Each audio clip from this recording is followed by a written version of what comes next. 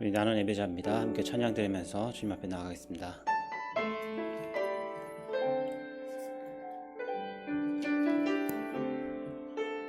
나는 하나님을 예배하는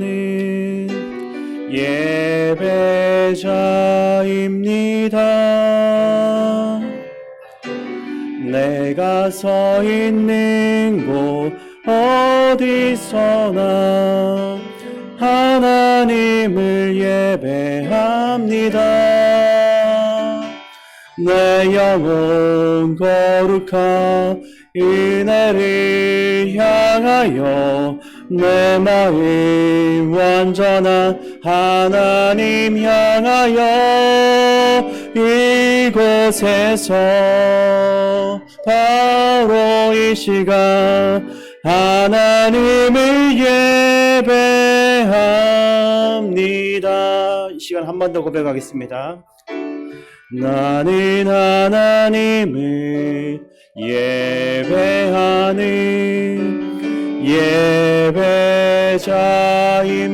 예배자입니다. 내가 서 있는 곳 어디서나 하나님을 예배합니다. 내 영혼 거룩한 은혜를 향하여 내 마음 완전한 하나님 향하여 이곳에서 바로 이 시간 하나님을 예배합니다. 한 번 더 부르겠습니다. 나는 하나님을 예배하는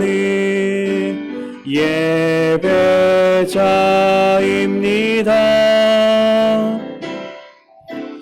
내가 서 있는 곳 어디서나 하나님을 예배합니다. 내 영혼 거룩한 은혜를 향하여 내 마음 완전한 하나님 향하여 이곳에서 바로 이 시간 하나님을 예배합니다. 다음 찬양 내 입술의 말과 찬양 드리겠습니다.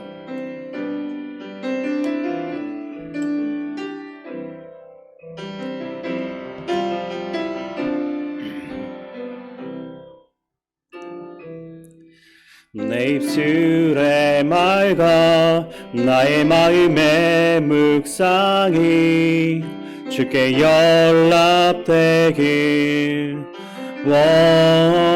원하네.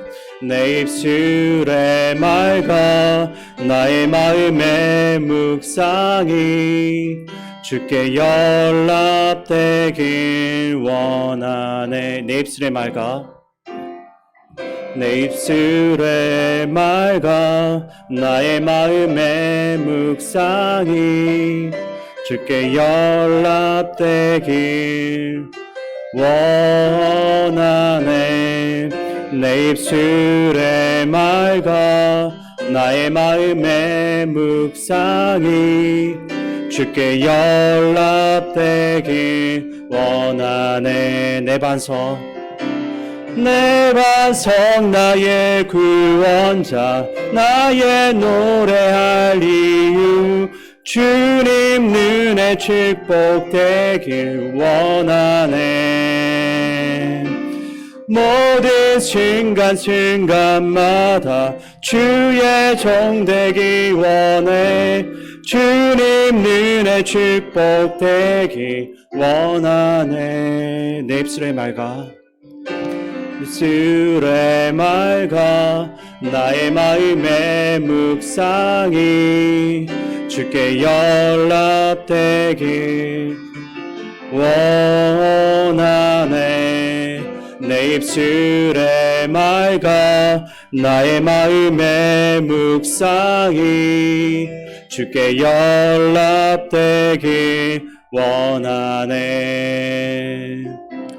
내 반석 나의 구원자 나의 노래할 이유 주님 눈에 축복되길 원하네.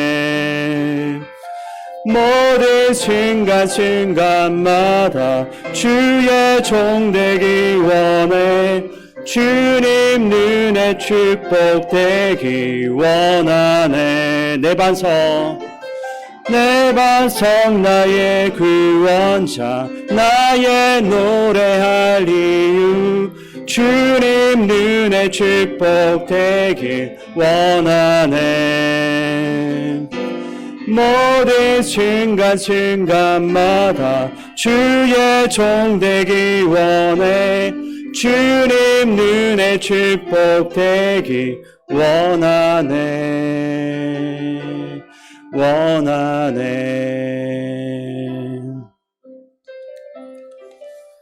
우리 이 시간 함께 예배를 위해 기도하며 나가겠습니다.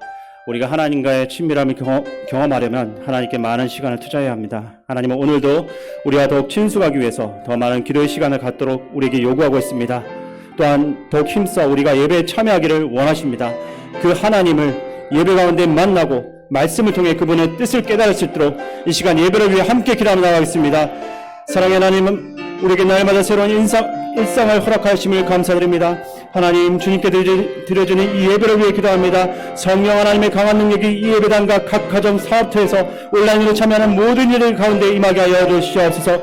이 시간을 통해 어디에나 계시는 우리 주님을 더 깊이 만나게 하시고 주님이 이 가정과 모든 일상의 주인 되심을 다시 한번 깨닫게 하시며 주님의 몸된 성전에서 다 같이 드리는 이 예배의 소중함을 잊지 말게 하여 주시옵소서.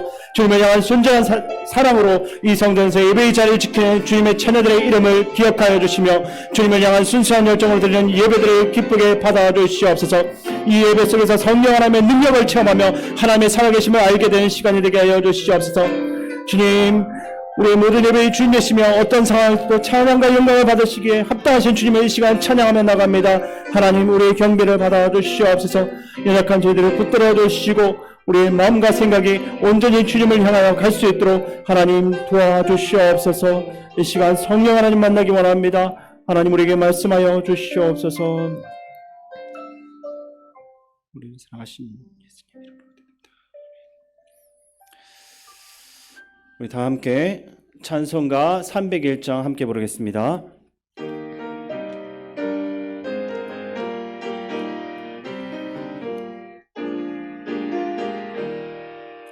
지금까지 지내온 것 주의 크신 은혜라.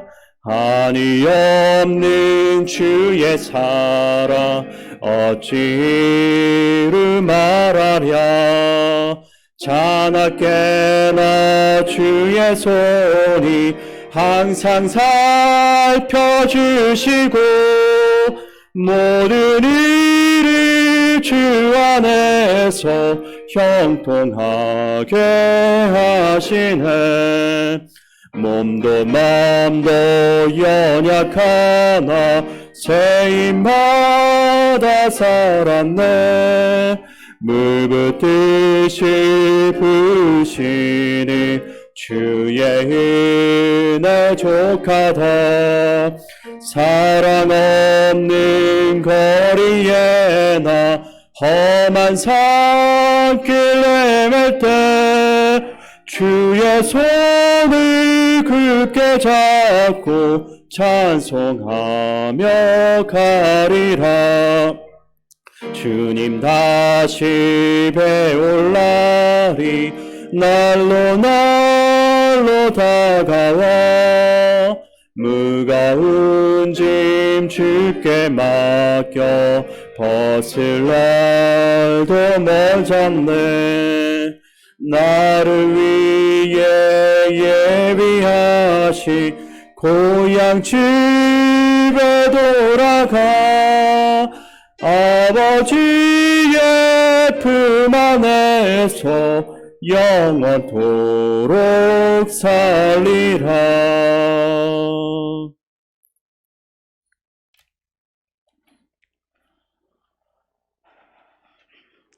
사랑과 자비가 많으신 아버지 하나님, 오늘 또 내 생활 때 감사드립니다.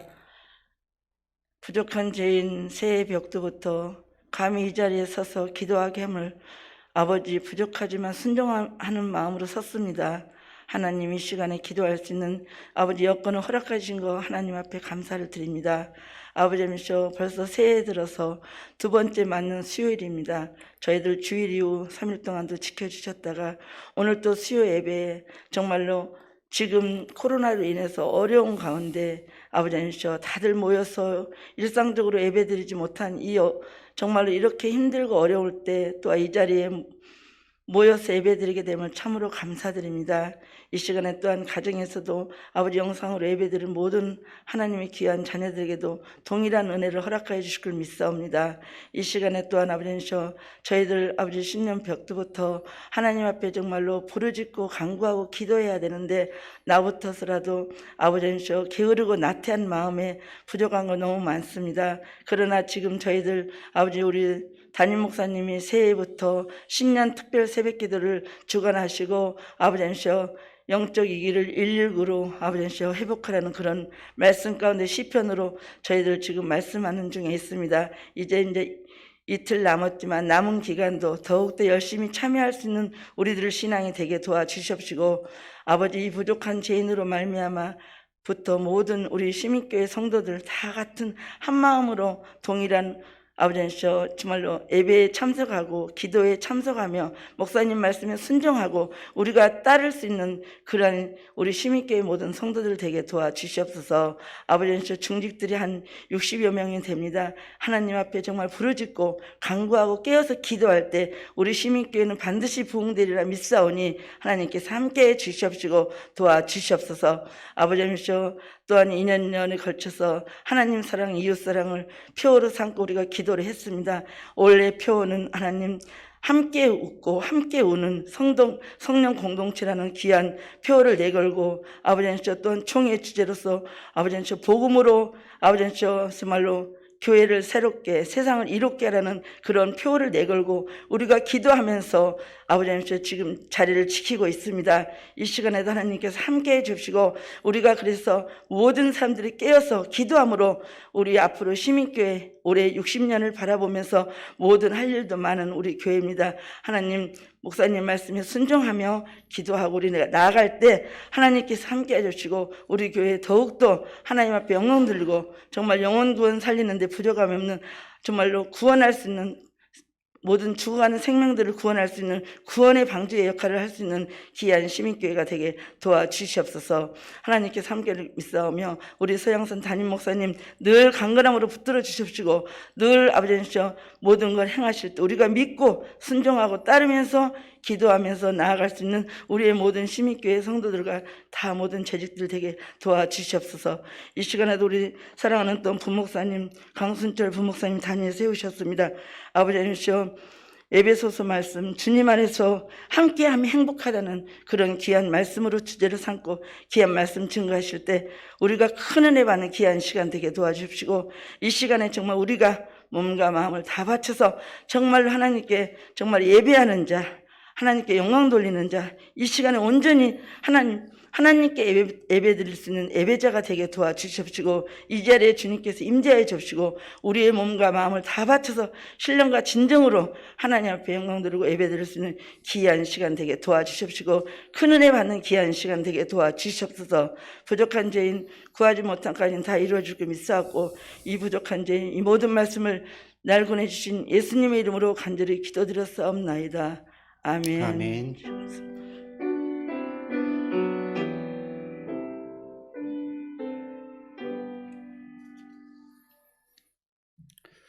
하나님께서 우리에게 주신 말씀은 에베소서 3장 1절에서 6절입니다. 신약성경 311쪽입니다. 에베소서 3장 1절에서 6절까지 함께 교독하겠습니다.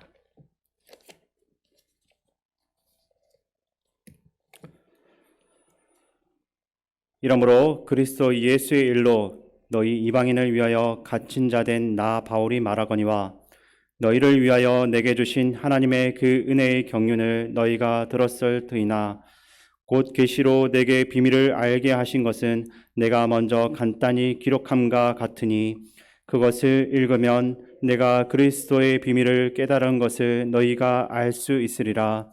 이제 그의 거룩한 사도들과 선지자들에게 성령으로 나타내신 것 같이 다른 세대에서는 사람의 아들들에게 알리지 아니하셨으니 이는 이방인들이 복음으로 말미암아 그리스도 예수 안에서 함께 상속자가 되고 함께 지체가 되고 함께 약속에 참여하는 자가 됨이라. 아멘. 오늘은 함께함이 행복입니다라는 제목으로 하나님 말씀을 준비하도록 하겠습니다. 오늘 본문 말씀 중 에베소서 3장 6절 말씀을 보시게 되면 제가 본문의 제목을 이렇게 정한 이유를 알 수가 있는데 우리 함께 그 말씀 한 번 더 읽어보겠습니다. 이는 이방인들이 복음으로 말미암아 그리스도 예수 안에서 함께 상속자가 되고 함께 주체가 되고 함께 약속에 참여하는 자가 됨이라. 그동안 우리가 당연히 여겨온 함께함이 행복이라고 하는 것을 코로나로 인해서 발생한 창살 없는 감옥 생활로 지금까지 우리는 너무나 절실하게 바라고 느껴왔습니다.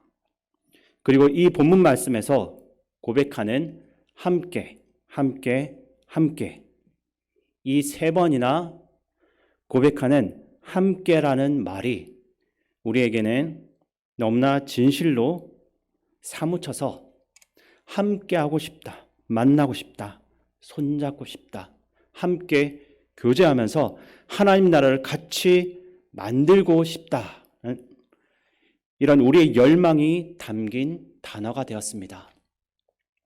근데 문제가 있습니다. 본문에 이방인이다라는 단어를 주목해 보셔야 합니다.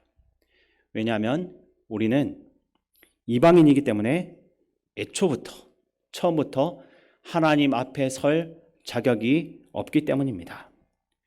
그래서 우리는 죄로 인해 하나님과 분리되어 있는 존재고 우리는 그분 앞에서 무엇도 요구할 수가 없는 존재입니다. 우리가 하나님께 도저히 잘 보여줄 수 없는 죄인인 것입니다. 근데 하나님은 이렇게 좋은 것이라고는 하나도 없는 완전한 죄인인 우리를 사랑하시고 만나기 원하시고 함께 하길 원하시고 쫓아오신다라고 했습니다.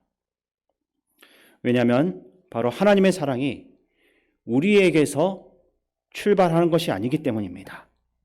우리가 깨끗해서 또는 어떤 공로가 있어서 우리가 그럴 만해서가 아니라 온전하신 하나님에게서 시작된 완벽한 사랑이었기 때문입니다.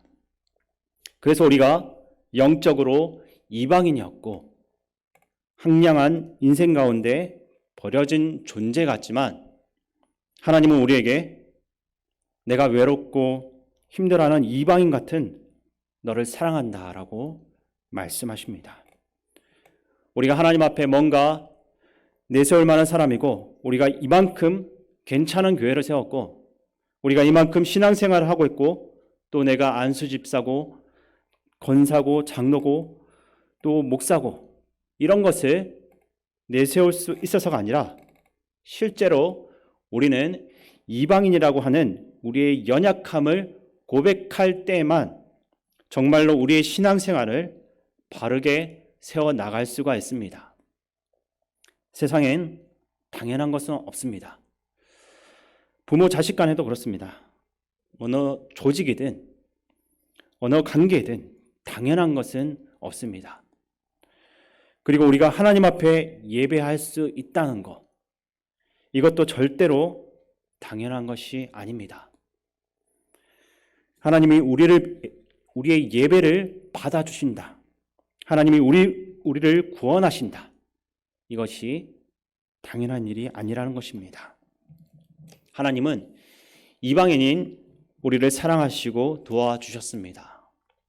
그런 의미에서 오늘 우리는 이 이방인이다라고 하는 주제가 우리에게 어떤 신분을 말하는지, 우리가 무엇을 기억해야 하고 어떻게 하나님을 더 의지하고 사랑해야 되는지를 보기를 원합니다. 코로나가 발생한 이후로 지금까지 그것이 주는 그 아픔이 아직까지 우리에게서 사라지지 않았고 우리 삶 속에서 현재 진행형입니다. 그런데 코로나로 인해서 사건, 사고도 많았지만 그보다 더 큰 일이 벌어져서 우리의 마음을 아프게 한 일이 있습니다. 바로 양부모의 학대로 그 짧은 인생을 마감한 16개월 아기 정인이의 이야기입니다. 이 아이의 죽음과 양부모의 악행으로 온 나라가 분노와 슬픔으로 가득했던 것으로 기억합니다. 근데 이 문제를 우리가 잘 살펴볼 필요가 있는 게 많은 분들이 입양이라고 하는데 초점을 맞추는 것 같습니다. 그러다 보니 입양을 했다면 잘 키워야지라고 하면서 입양한 부모들에 대한 신상을 털고 입양 자체가 문제다라고 하는 시각이 있는데 사실은 그렇지가 않습니다. 제가 찾아보니까 지난 2년 동안 가족 내에서 학대로 사망한 아이들이 무려 70명이나 된다라고 합니다. 숫자로만 들었을 때는 잘 모르시겠지만 사랑받아야 되는 그 가정에서 아이들이 학대받고 죽었다라는 것은 너무나 가슴 아픈 일입니다. 근데 그 중에서 보니까 친부모 가정이 무려 40가정이나 됩니다. 그리고 한부모 가정이 10가정이고 미혼모 가정이 8가정, 동거 부부가 5가정입니다. 재혼 가정은 2가정입니다. 그럼 입양 가족은 어떻게 되냐라고 한다면 단 1가정밖에 안 됩니다. 오히려 입양 가정이 더 아이들을 가슴으로 품어내고 잘 키워내고 있었던 것입니다. 그런데도 불구하고 우리는 전체 입양 가정을 공격할 타켓으로 삼고서 오히려 더 문제를 키우고 있습니다. 아이들이 사랑받고 자라야 되는 것은 참으로 중요한 일입니다. 우리가 이런 일을 만날 때마다 생각해야 되는 것은 다시 한번 우리가 자녀들을 정말로 하나님의 사랑으로 키워내야 된다라는 것입니다.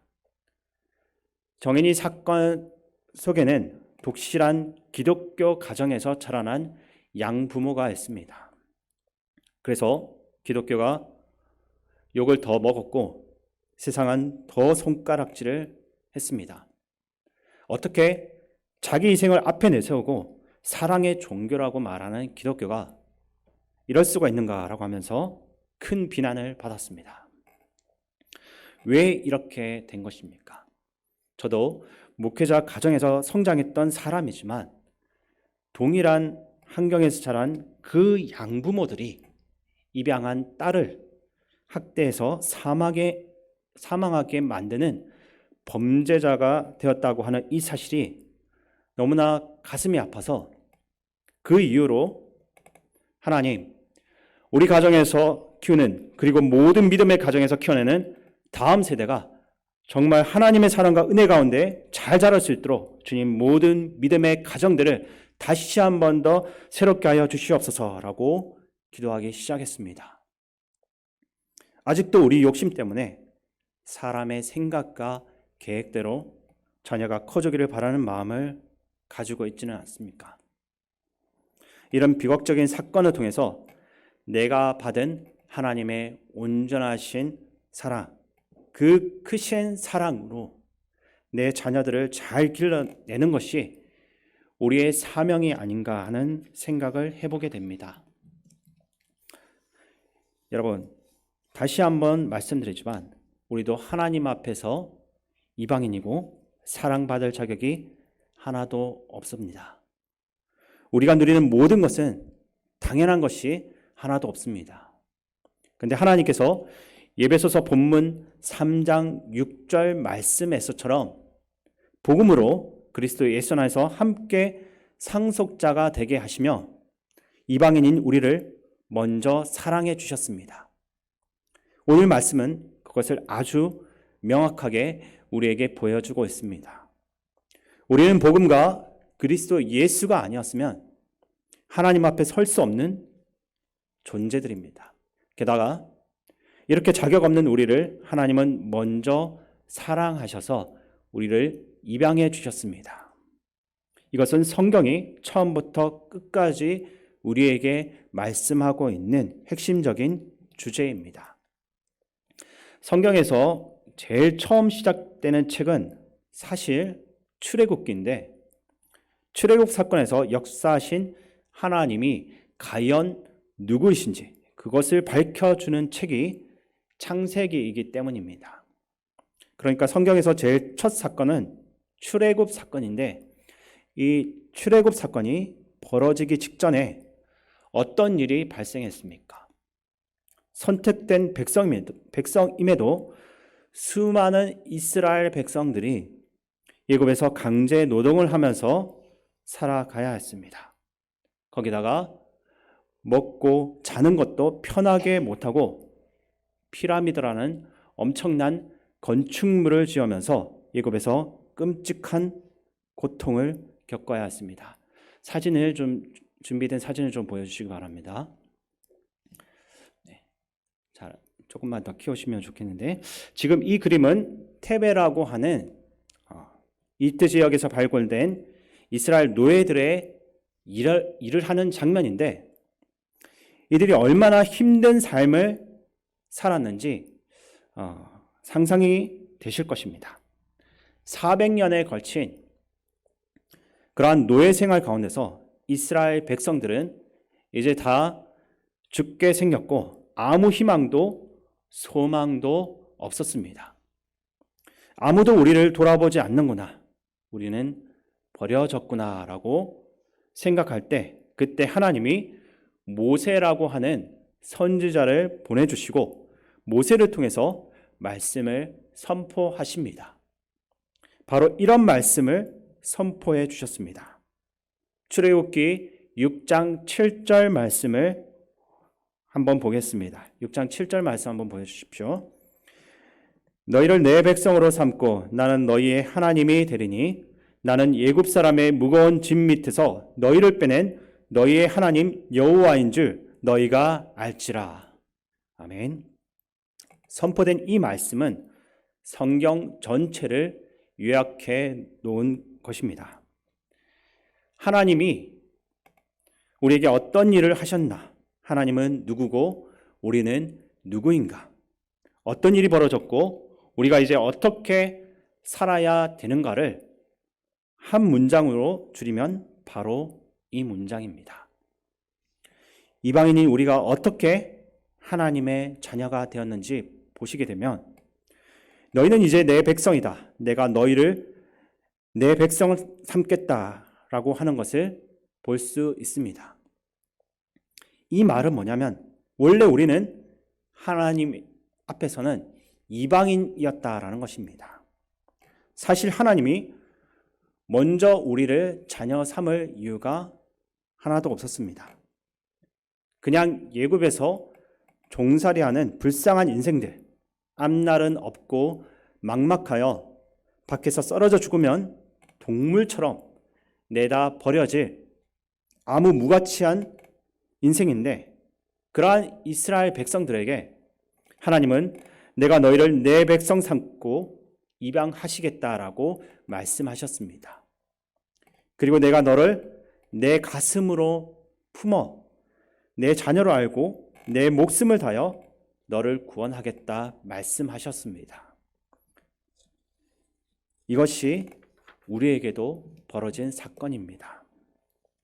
아무 가치 없고 아무 비전이 없는 우리를 사랑하시고 내 백성으로 삼으셨던 것입니다.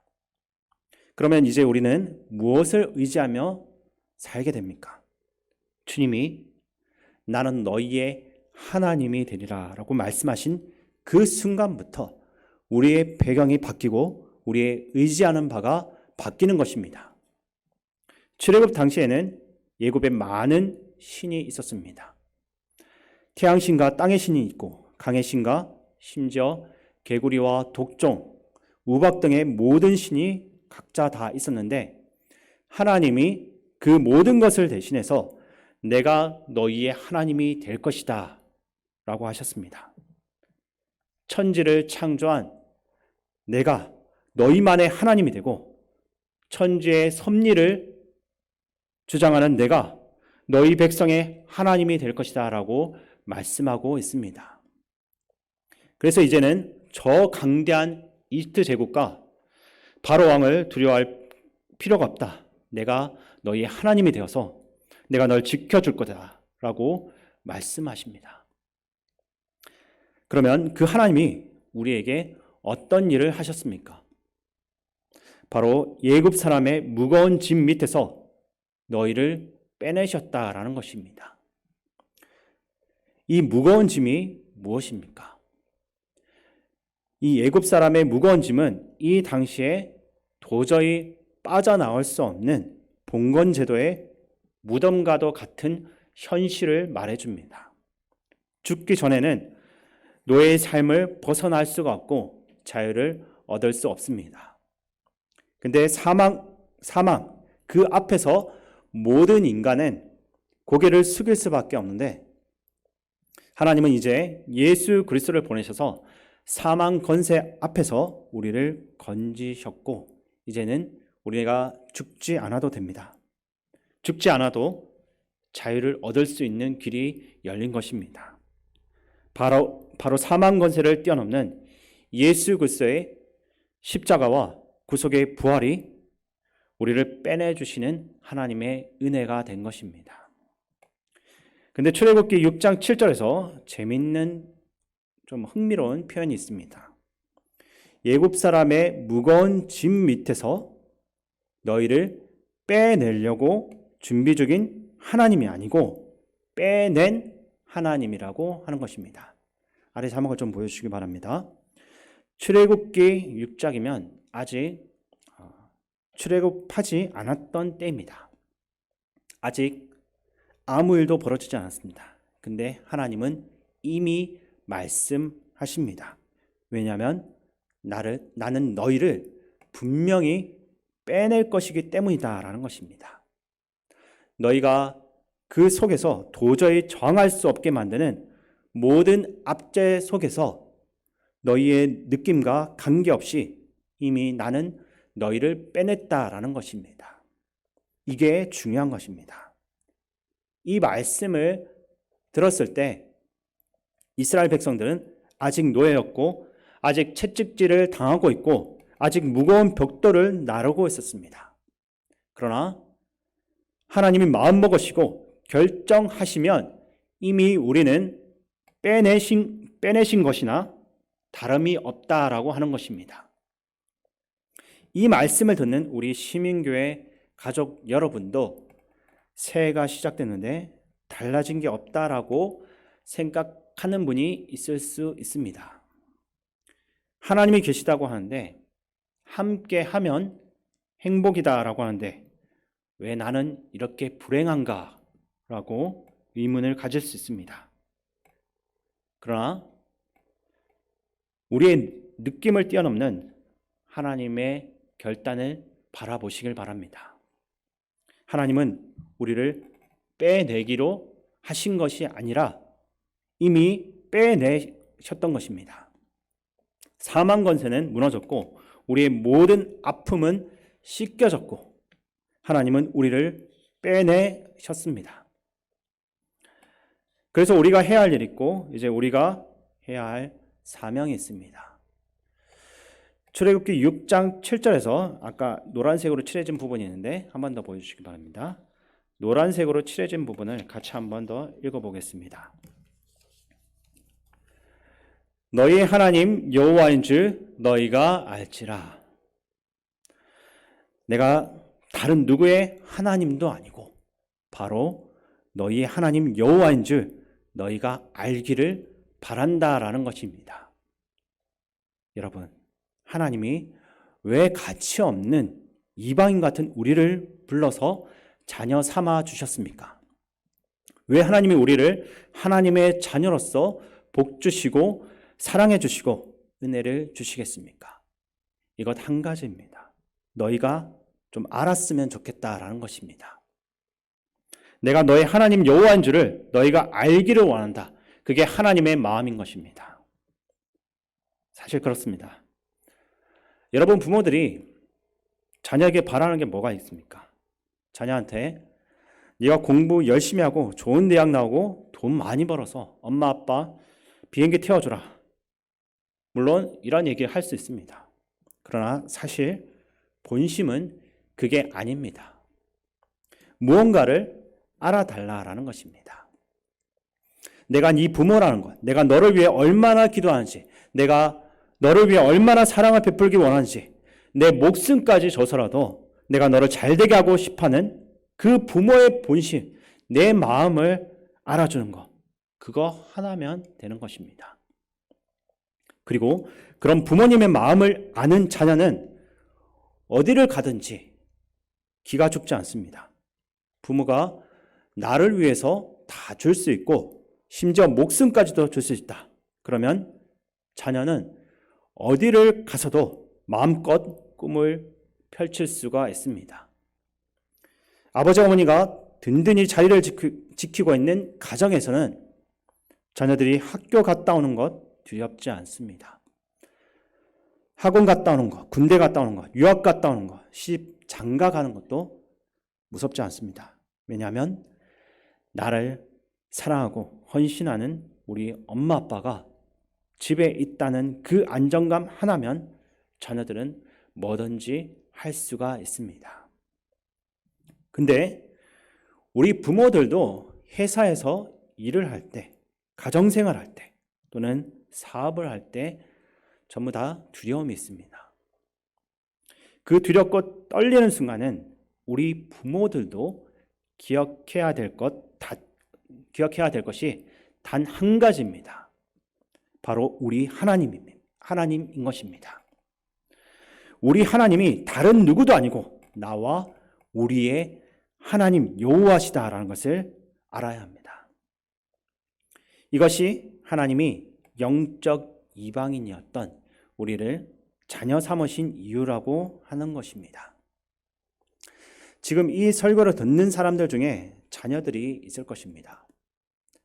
이미 부모님에 대해서 불만을 갖지 않는 자녀는 사실 찾기가 어려울 것입니다.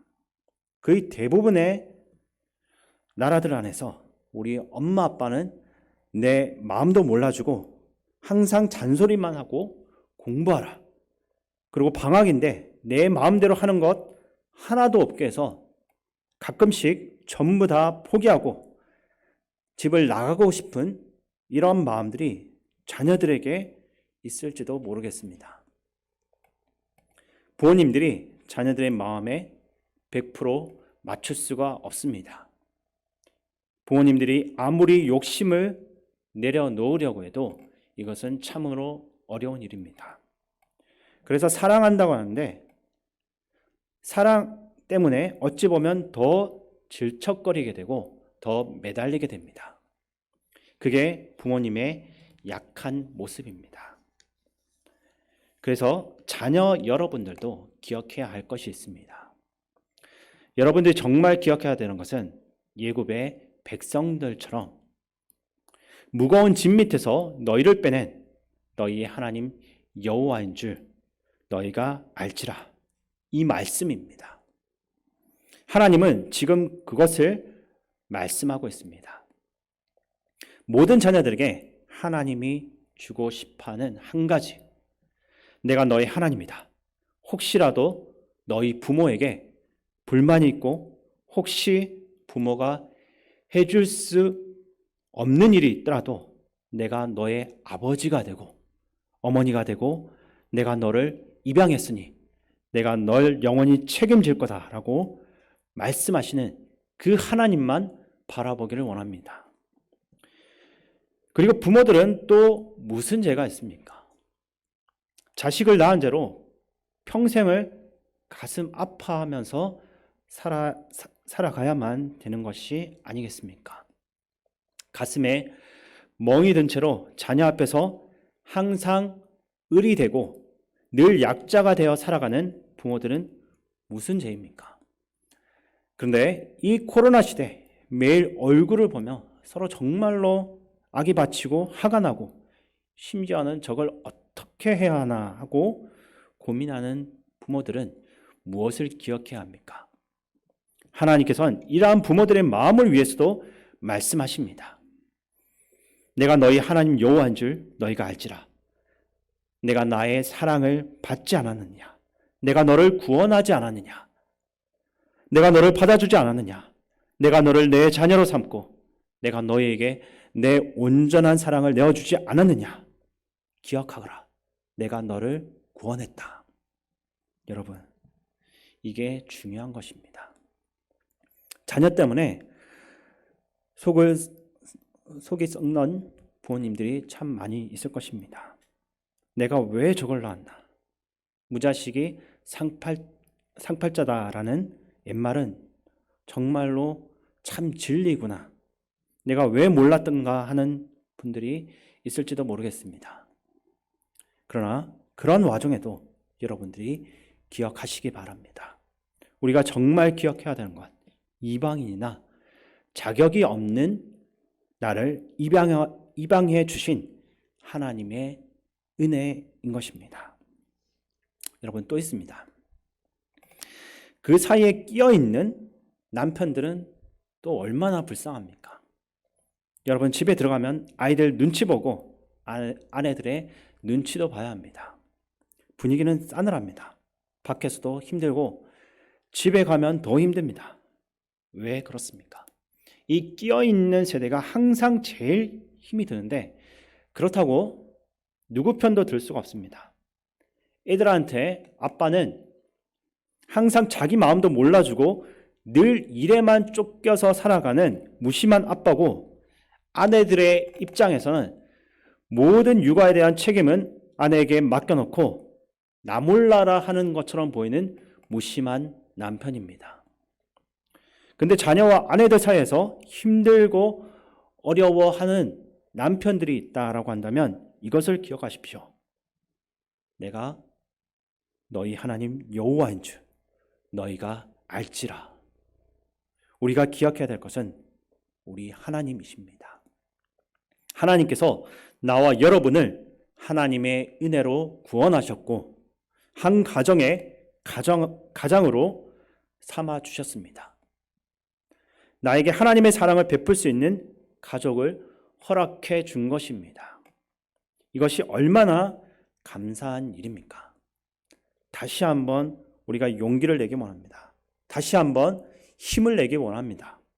그래서 이렇게 코로나 상황에 경제적으로 힘들고 미래는 보이지 않고 모든 자유를 빼앗겨서 갇혀 있는 것 같아 답답한 우리의 마음들이 하나님 안에서 누리는 그 큰 사랑 가운데서 모두 다 녹아지기를 소원합니다. 아마도 오늘 말씀을 드리면서 나는 자녀도 부모도 아니고 나는 남편도 아닌데 라고 하는 분들도 계실지 모르겠습니다. 이미 나는 다 키웠는데, 이미 나는 비혼인데, 결혼을 안 했는데, 그래서 난 오늘 이 말씀하고는 상관없는데 라고 혼잣말을 하고 있는 분들도 계실지 모르겠습니다. 여러분, 그런 분들을 위해서 제가 이 말씀을 드립니다.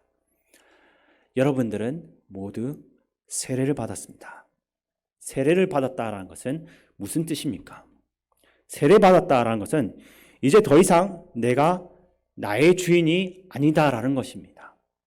지금 이 시간 부모님들은 유아 세례를 받았던 자녀들을 떠올려 보시기 바랍니다.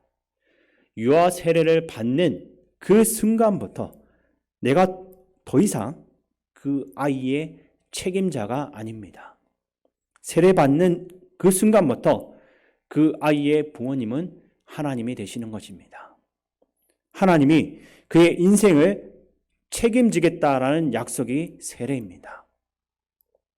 이제 그 삶 속에서 인간적인 인생은 죽었고 하나님의 자녀로 영적인 생명이 다시 한번 탄생하는 순간이 세례인 것입니다.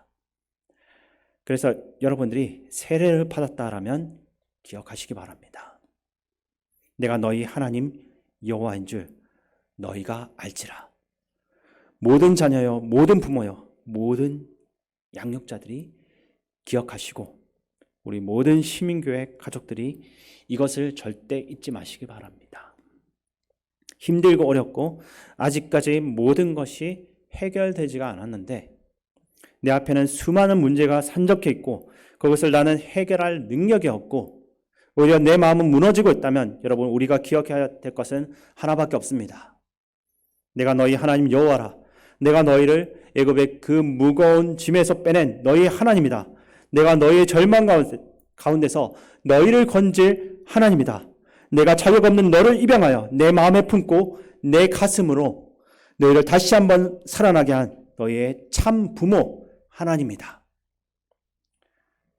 우리가 아무 자격 없는 미천한 모습 속에 있을 때 나를 먼저 사랑하신 그 아버지 하나님의 마음을 우리가 품기를 바랍니다.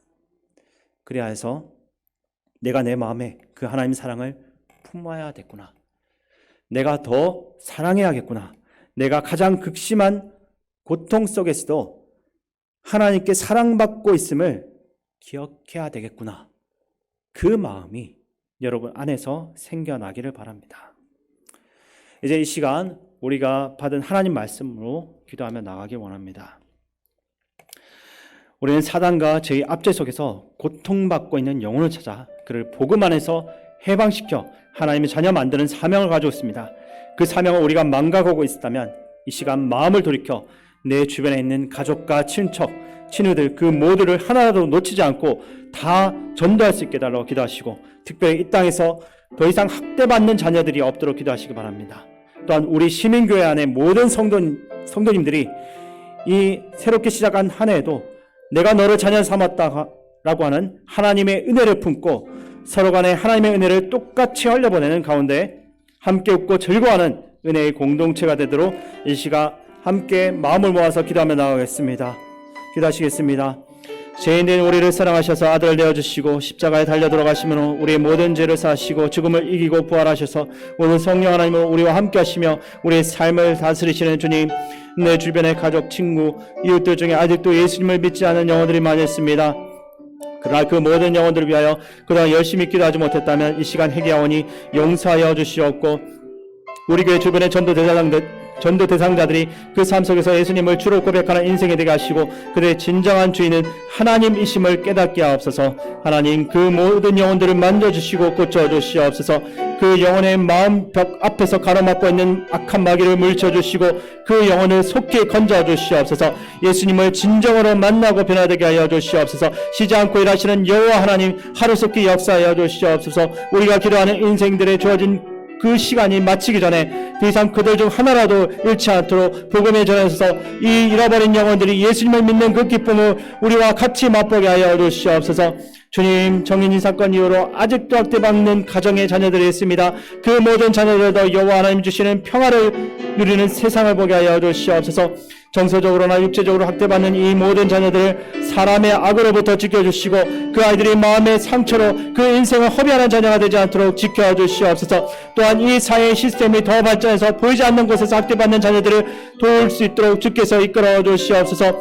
주님, 우리 교회 자녀들을 위해서 기도합니다. 이들을 축복하여 주시옵소서. 일평생 하나님을 뜨겁게 사랑하게 하시고 하나님께서 기뻐하시는 삶을 살아 하나님께 영광 돌리는 존귀한 아들, 딸들이 되는 복을 주시옵소서. 하나님의 살아계심과 하나님께서 어떤 조건 없이 먼저 사랑하셨음을 분명히 믿으며 살아가는 가운데 세상 속에서 폭풍과 고난을 이겨내는 자녀가 되게 하여 주시옵소서. 능력이 하나님께서 가장 절망적인 곳에서 나를 도우신다는 그 믿음으로 자신감과 소망을 가지고 살아가게 해주시옵소서. 주님, 우리 교회가 서로에게 긍휼과 은혜, 하나님의 사랑을 서로 간에 흘려보내는 공동체가 되길 원합니다. 상대방의 연약함을 비난하기보다는 감싸주고 하나님처럼 먼저 사랑하고 손을 내밀게 하여 주시옵소서. 그래요, 우리 안에 충만한 은혜가 이 지역에 흘러나와서 우리 교회 주변이 변화되고 사람들이 전능하신 하나님을 깨닫는 역사가 일어나게 도와주시옵소서. 우리 교회 성도들 보면 모든 사람들이 하나님 나라를 볼 수 있게 도와주시옵소서. 보이지 않는 하나님의 나라를 우리 교회 성도들의 모습을 통해서 볼 수 있도록 하나님, 우리 교회 공동체 안에 하나님의 사랑이 흘러나갈 수 있도록 도와주시옵소서. 서로를 향한 사랑을 주시옵소서. 이 시간 두 번째로 기도할 것이 나라와 민족을 위해서 기도하시는데, 전쟁 같은 코로나 상황 속에서 이 나라를 주께서 지켜주시고 그 일을 해나갈 대통령이 세워질 수 있도록 기도하시고, 1907년 평양에 불었던 성령의 바람이 다시 일어나 북한을 거룩하게 하시고 오직 하나님만을 높이는 동방의 예루살렘으로 다시 한 번 더 세워질 수 있도록 저 북한 땅을 위해서 함께 기도하며 나가겠습니다. 기도하겠습니다. 크고 놀라우신 하나님, 이 나라와 이 민족을 사랑하셔서 오래 참으시고 자비를 베풀어 주시고 긍휼히 여겨 주시니 감사합니다. 하나님, 한반도의 정세가 어려운 상황입니다. 아직도 북한은 미사일을 발사하고 있고 중국과 대만 사이에 전쟁의 위협이 있어서 한반도까지 위협하고 있습니다. 이 고난의 시간을 통해 우리 민족이, 우리나라가 다시 주님 앞에 서게 하시고 하나님을 경외하고 하나님을 사랑하며 신뢰하는 민족으로 거듭나게 해주시옵소서. 거룩을 회복하고 하나님을 믿는 믿음을 회복하게 하여 주시옵소서. 사랑의 주님, 다음에 세워질 이 땅의 대통령과 정치 지도자를 위해서 기도합니다. 거짓과 위선으로 포장한 지도자가 아니라 진정 하나님을 두려워하고 말씀대로 맡겨진 귀한 죽임을 수행할 수 있는 지도자들이 세워지게 하여 주시옵소서. 그리고 그 지도자들에게는 뱀같은 죄와 비둘기 같은 순결한 마음을 허락하여 주시옵소서. 그들을 통해 이 사회의 뿌리 깊은 사회적인 갈등과 분열이 해결되고 한 마음으로 평화 통일을 이루어가는 나라가 되게 해 주시옵소서.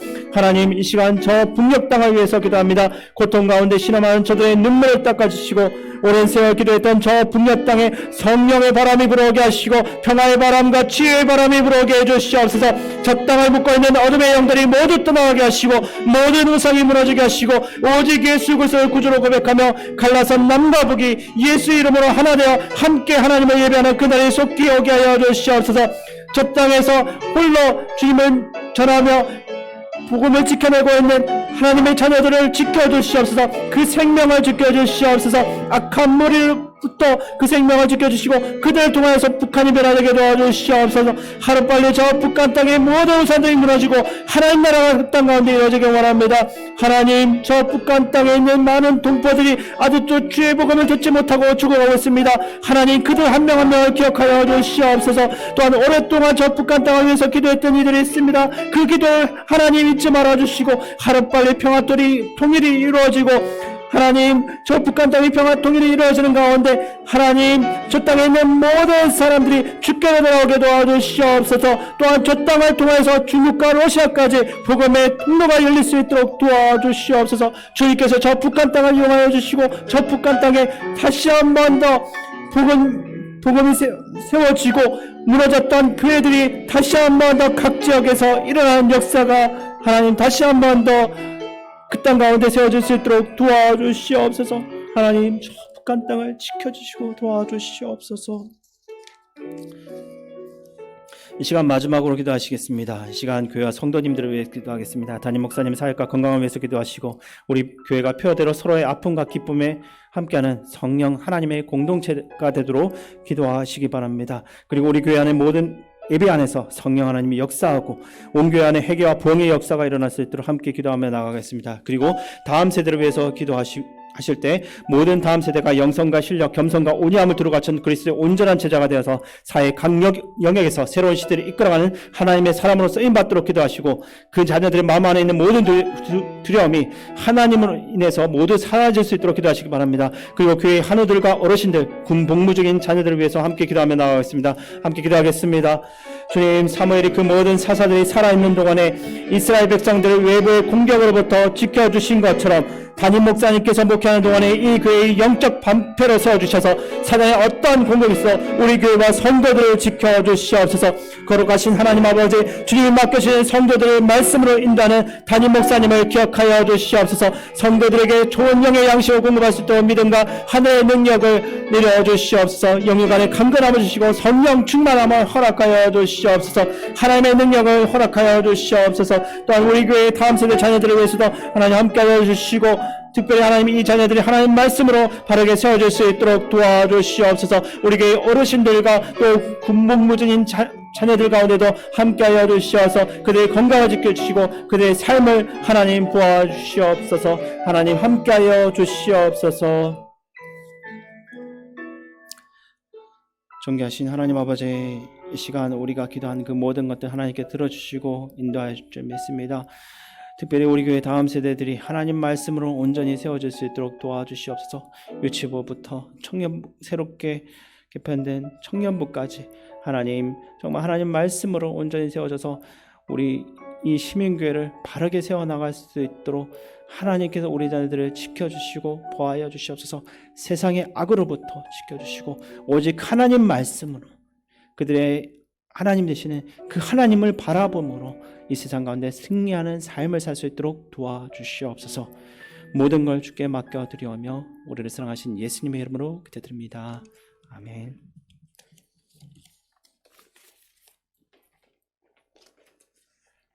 우리 다 함께 찬송가 370장을 부르겠습니다.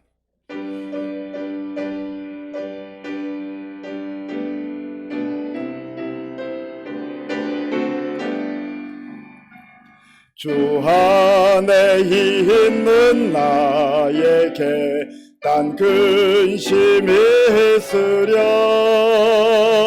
십자가 밑에 나아가 내 짐을 풀었네. 주님을 찬송하면서 할렐루야 할렐루야. 내 앞길 멀고 험해도 나 주님만 따라가리. 그 두려움이 변하여 내 기도 되었고 전날의 한숨 변하여 내 노래 되었네. 주님을 찬송하면서 할렐루야 할렐루야. 내 앞길 멀고 험해도 나 주님만 따라가리. 내 주는 자비하셔서 늘 함께 계시고 내 궁핍함을 하시고 늘 채워주시네. 주님을 찬송하면서 할렐루야 할렐루야. 내 앞길 멀고 험해도 나 주님만 따라가리. 내 주와 맺은 언약은 영불변하시니 그 나라 가기까지는 늘 보호하시네. 주님을 찬송하면서 할렐루야 할렐루야. 내 앞길 멀고 험해도 나 주님만 따라가리. 교회 소식을 말씀드리겠습니다. 이제 신년 특별 새벽 기도에 이틀 남았습니다. 우리 이틀 동안 마음을 또 합하여서 하나님께 새벽을 깨우며 기도하시고요. 신년 특별 새벽 기도가 또 끝난다 해서 우리의 기도가 멈추지 않고 계속해서 하나님께 기도하며 나아가는 또 기도로 승리하는 금년 하나가 될 수 있기를 바랍니다. 다 함께 주기도문으로 예배를 마치겠습니다. 하늘에 계신 우리 아버지요, 아버지 거룩하게 하시며 아버지의 나라가 오게 하시며 아버지의 뜻이 하늘에서와 같이 땅에서도 이루어지게 하소서. 오늘 우리에게 일용할 양식을 주시고 우리가 우리에게 잘못한 사람을 용서하여 준 것 같이 우리 죄를 용서하여 주시고 우리를 시험에 빠지지 않게 하시고 악에서 구하소서. 나라와 권능과 영광이 영원히 아버지의 것입니다. 아멘.